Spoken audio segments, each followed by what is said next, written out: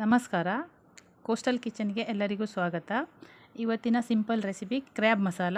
ಬೇಕಾಗಿರುವ ಸಾಮಗ್ರಿಗಳು: ಹೆಚ್ಚಿಟ್ಕೊಂಡಂಥ 3 ಈರುಳ್ಳಿ, 3 ಹಸಿಮೆಣಸಿನಕಾಯಿ, 2 ಟೊಮೆಟೊ, ಸ್ಪೂನ್ ಮೆಣಸಿನ ಪುಡಿ, 1 ಟೀ ಸ್ಪೂನ್ ಜೀರಿಗೆ ಪುಡಿ, 1 table spoon Everest masala, 1 table spoon ಕೊತ್ತಂಬರಿ ಪುಡಿ, 1 ಟೀ ಸ್ಪೂನ್ ಶುಂಠಿ ಬೆಳ್ಳುಳ್ಳಿ ಪೇಸ್ಟ್, 1 ಟೀ ಸ್ಪೂನ್ ಅರಿಶಿನ ಪುಡಿ, 2 ಟೇಬಲ್ ಸ್ಪೂನ್ ಗರಂ ಮಸಾಲ ಪುಡಿ, ಹೆಚ್ಚಿದ ಕೊತ್ತಂಬರಿ ಸೊಪ್ಪು.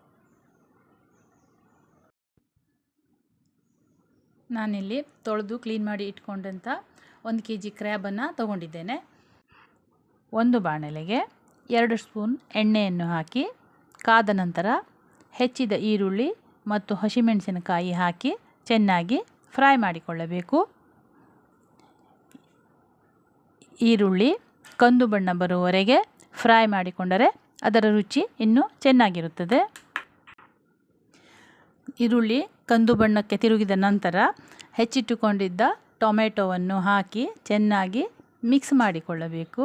ಟೊಮೆಟೊ ಮೃದುವಾಗುವವರೆಗೂ ಚೆನ್ನಾಗಿ ಬೇಯಿಸಿಕೊಳ್ಳಬೇಕು. ನಂತರ ತೆಗೆದಿಟ್ಟುಕೊಂಡಂತಹ ಮಸಾಲ ಸಾಮಗ್ರಿಗಳನ್ನು ಬಾಣಲೆಗೆ ಹಾಕಿಕೊಳ್ಳಬೇಕು.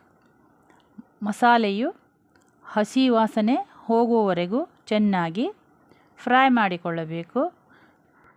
ನಾನು ಫ್ರೈ ಮಾಡುವಾಗ ಗ್ಯಾಸಿನ ಉರಿಯನ್ನು ಕಡಿಮೆ ಮಾಡಿಕೊಂಡಿದ್ದೇನೆ.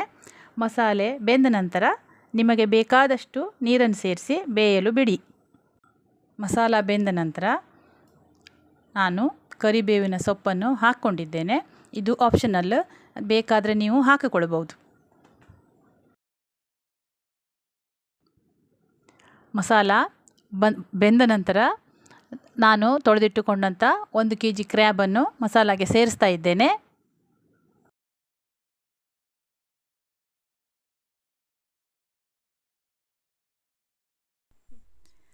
ನಂತರ ಚೆನ್ನಾಗಿ ಮಿಕ್ಸ್ ಮಾಡಬೇಕು.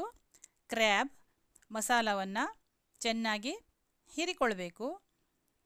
ರುಚಿಗೆ ತಕ್ಕಷ್ಟು ಉಪ್ಪನ್ನು ಸೇರಿಸಿ ಮುಚ್ಚಳ ಮುಚ್ಚಿ 10 ನಿಮಿಷ ಬೇಯಲು ಬಿಡಿ.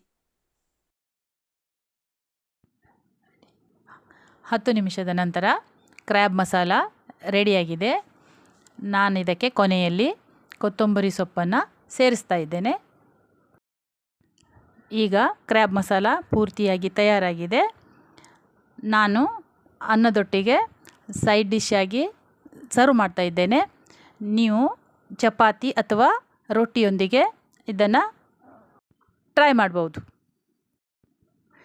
ಈ ರೆಸಿಪಿಯನ್ನು ಒಮ್ಮೆ ನೀವು ಮನೆಯಲ್ಲಿ ಖಂಡಿತವಾಗಿಯೂ ಟ್ರೈ ಮಾಡಿ. ಈ ರೆಸಿಪಿ ಇಷ್ಟವಾದಲ್ಲಿ ಪ್ಲೀಸ್ ಒಂದು ಲೈಕ್ ಮಾಡಿ ಮತ್ತು ಕಮೆಂಟ್ ಮಾಡಿ.